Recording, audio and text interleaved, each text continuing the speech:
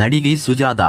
கேரளத்தை பூர்வீகமாக கொண்ட இவர் இலங்கையில் பிறந்தார். மலையாள சினிமாவில் அறிமுகமானார். தமிழ் திரையுலகில் பிரபலம் ஆனார். தெலுங்கு, கன்னடம், இந்தி ஆகிய மொழிகளில் நடித்து வந்தார். ஆனால் வெள்ளித்திரையின் பணம், புகழ், பரபரப்பை விட்டு எப்போதும் விலகி இருந்தார். சுஜாதா வாழ்ந்த காலம் போலவே கடந்த 2011ஆம் ஆண்டு இவரது மரணமும் அடுத்த சந்ததியை உருவாக்காமல் போனது. திரையில் பல சோகமான கதாபாத்திரங்களில் நடித்து சுஜாதா சொந்த வாழ்க்கையும் சோகமானது.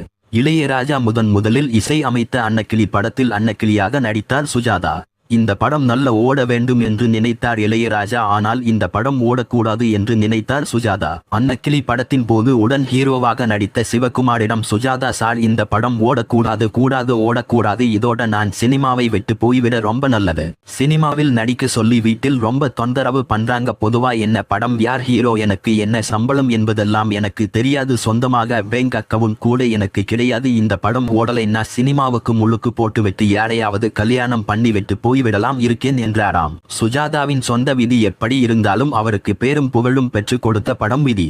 1984ஆம் ஆண்டு சுஜாதா மோகன், ஜெய்சங்கர், பூர்ணிமா பாக்யராஜ் படத்தில் வெளியே வந்த விதி திரைப்படத்தை கே. விஜயன் இயக்கியிருந்தார். ஆரூர்தாஸ் வசனம் எழுதியிருந்தார். இப்படத்தில் இடம்பெற்ற ஒரு நீதிமன்ற காட்சிக்கு பல பக்கங்கள் வசனம் எழுதி இருந்தார். ஆரூர்தாஸ் அதை பார்த்து அதிர்ச்சி அடைந்த சுஜாதா உடன் ஆரூர்தாஸை தொடர்பு கொண்டு, என்னை சினிமாவை விட்டு விரட்டி அடித்து விடலாம் என்று நினைத்தீர்களா? இத்தனை பக்கம் வசனங்களை நான் எப்படி பேச முடியும் என்று கேட்டார் சுஜாதா.